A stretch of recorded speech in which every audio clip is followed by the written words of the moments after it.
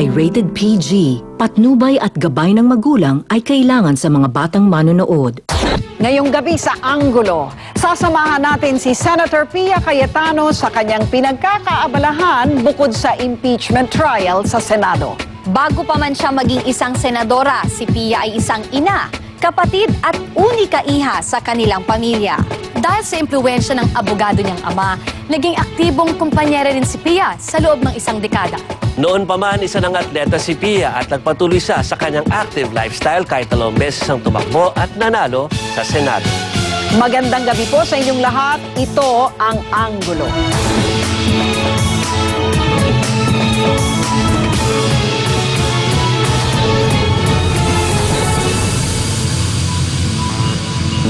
Active and healthy lifestyle ang isinusulong ni Pia noon pa man. Kaya raw nahilig siya sa sports tulad ng volleyball, cycling, running at iba pa. Sa kanyang pagtakbo hanggang sa Senado, bitbit pa rin niya ang kanyang mga advokasiyang may kinalaman sa kalusugan. Ito ang kanyang anggulong aking sasabayan.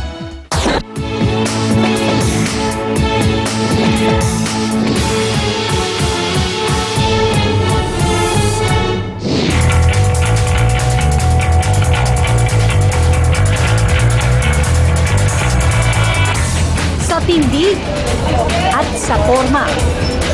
Bakas na hindi nabaguhan sa sports si Senadora Pia Cayetano. Well, ito talaga ako. So, mas hindi natural sa akin na naka-makeup. Natuto lang ako mag-makeup nung naging senador ako. So, this is more my natural form actually. Bago pa man sumabak sa politika, bihasa na sa larangan ng palakasan ang senadora. 17 taong gulang si Pia nang maging pinakabatang volleyball player ng UP varsity team. Taong 1981 hanggang taong 1983, naging kabilang ang Nooy star player na si Pia sa UP varsity team ng Women's Volleyball Division. At taong 1983 nang maging champion ang koponan nila sa University Athletics Association of the Philippines o UAAP. Mula sa first love niyang sport na volleyball, natuto at nakahiligan na rin ni Pia ang running o pagtakbo. Well, yun, training yun as part of the member of the varsity volleyball team. So, yung tinatakbo lang namin actually is just 2K. Pero on my own, in between seasons, dinagdagan ko, naging 5K runner ako. Nung law school ako, I increased the distance and I finished my first marathon, 42K, nung 4th year ako law school. Si Pia as a player was very conscientious. Masipag siya talaga. Magaling siya makisama sa mga teammates niya. And may leadership qualities siyang pinakita. Sa pagkakataong ito, sinamahan namin si Senator Pia sa ginanap na Skyway Marathon sa Alabang. Are you guys ready to race? Alas 3 pa lang ng umaga, literal na nagbabanat na ng buto ang senadora. We'd like to know the name of the person that we are treating medically. 21-kilometer race na may layuning Run for the Mangroves ang kategoryang sinalihan ni Senator Pia. Sapat na raw ang distansyang ito para mabura ang stress na dala ng pagiging senator judge sa impeachment trial ni Chief Justice Renato Corona. Especially now, ma'am, impeachment na yung trial. Mas kailangan mo ba tumakbo? Mas kailangan kasi mahaba yun rin yung working hours. Physically, kailangan mo rin mapawisan. Kahit ang pagtakbo ang ipinunta niya rito, marami ang lumalapit para makapagpa-picture sa kanya. Tanggap na raw ni Senator Pia na parte na ito ng pagiging isang politiko.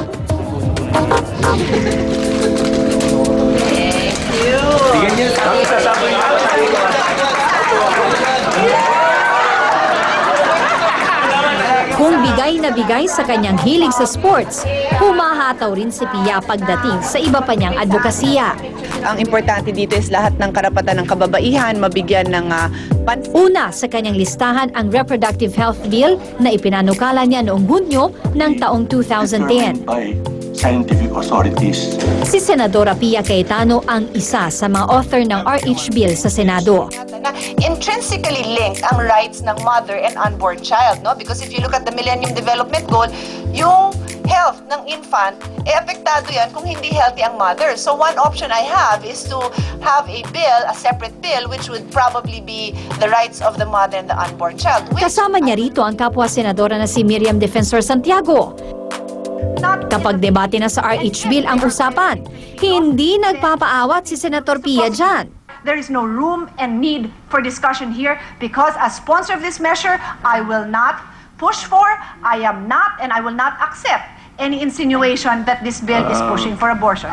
Unless there is Madam any other President, matter. if Her Honor would give me 5 minutes to respond, that was quite a lengthy discussion and there were key matters brought up, including the deceptive positions taken. Kailangan to ng kababaihan. And if I don't do it, who will do it? I could also pursue it without passion, but I pursue it with passion because women are dying every day.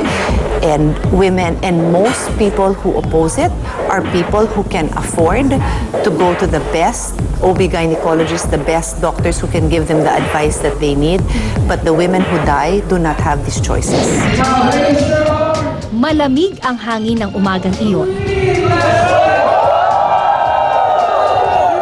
Pero hindi ito alintana ni Senator Pia.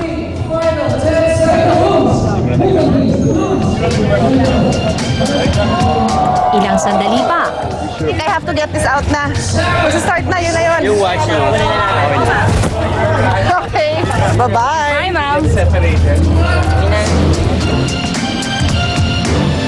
Kapansin-pansin ang kanyang mga advokasya, umiikot din sa pangangalaga ng kalusugan, mapababae man o lalaki. Around 240 Filipinos die every day, Mr. President. I repeat, every day, due to the tobacco-related illnesses. Nitong ika-30 ng Enero lamang nang magbigay ng privilege speech si Senator Pia tungkol sa masamang epekto ng second-hand smoke sa kalusugan ng tao. Kasabay nito ang pagpapaalala sa batas na nagbabawal na manigarilyo sa mga pampublikong lugar. The most naman is may magsasabing we have a right to smoke. Oh nga, but that's the whole advocacy nga that me and all the no smoking advocates are pushing na your right to smoke ends where my right to breathe begins. So manigarilyo ka, pero wag dun sa lugar na kailangan kong huminga. Tama. So yun lang, babalikan ko lang sila doon, di ba? Wala, hindi ko naman sinabing huwag kang manigarilyo eh. Huwag ka lang manigarilyo kung saan maapektuhan yung health ko, di ba? Sa simula pa lamang ng marathon, kalkulado ang bawat hakbang ng senadora. Mag-aalas 4 ng umaga nang magsimula siyang tumakbo, aabuti ng mahigit 2 oras ang kailangan niyang bunuin para siya makarating ng finish line. Bukod sa pagsusulong sa sports at sa kalusugan, 2 foundation ang itinatag at sinusuportahan ngayon ni Senator Pia Cayetano. Ito ang Gabriel Symphony Foundation Incorporated na ipinangalan niya sa yumaong anak. Itinatag niya ang nasabing foundation noong 2002, 1 taon matapos pumanaw ang anak na si Gabriel. In his memory, kung ano yung mga naging sakit niya, primarily yung cleft lip, yun yung pinag-iipunan namin. To the foundation, syempre kilala ng mga tao na athletic ako, so it's a, we have an annual every September event na 12 hours yun, parang birthday party ko sa kanya, of running, biking, swimming, triathlon, and then yung friends ko, it's not really a race kasi it's like a whole day event, but they donate to participate. Tapos, those are the funds that we use for the year for the cleft lip operations. Pero ang maganda nun, over the years, nag-grow din yung foundation. Layunin ng programang ito na matulungan at matustusan ang pangangailangan ng mga batang may cleft lip and palate o bingot. Mabigyan ng hearing aids ang mga batang may problema sa pandinig. At makapagbigay ng artificial eyes sa mga batang may kapansanan sa mata. Isinasagawa ang mga programang ito tuwing unang linggo ng buwan ng Setyembre. Isa pa sa tinutugunan ng senadora ang Cayetano Family Foundation na itinatag noong taong 1994.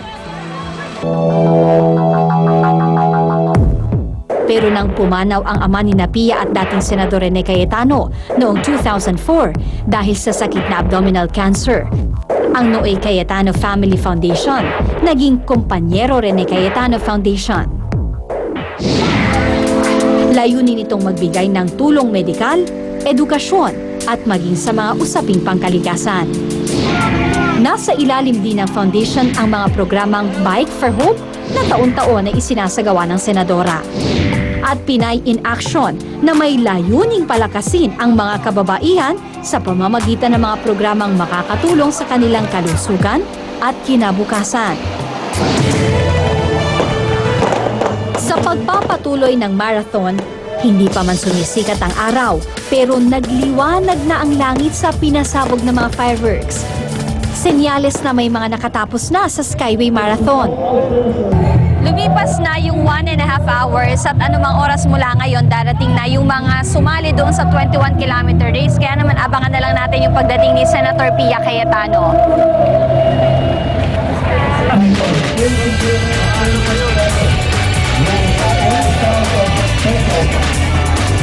Eksaktong alas 6:15 ng umaga nang makarating sa finish line si Senadora Pia.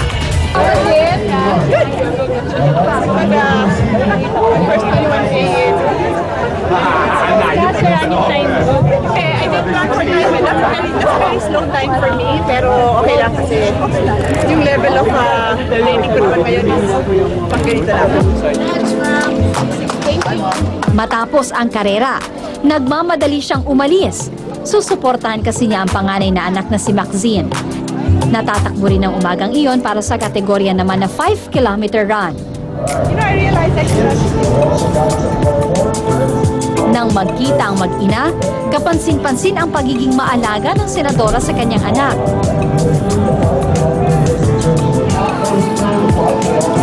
Bago pa man nagsimulang tumakbo si Maxine, nag-warm up muna ang mag-ina.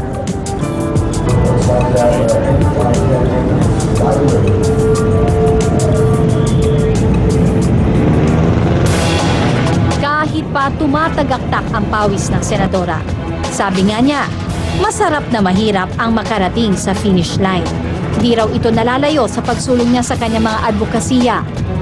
Alam niyang marami lang pawis at pagod ang kailangan niyang bunuin para makamtan ang kanyang mga hangarin. Pero ang importante raw ay buo ang kanyang loob at pag-asang kapag nakarating siya sa finish line, maraming buhay ang gaganda dahil sa mga pananaw na ipinaglalaban niya.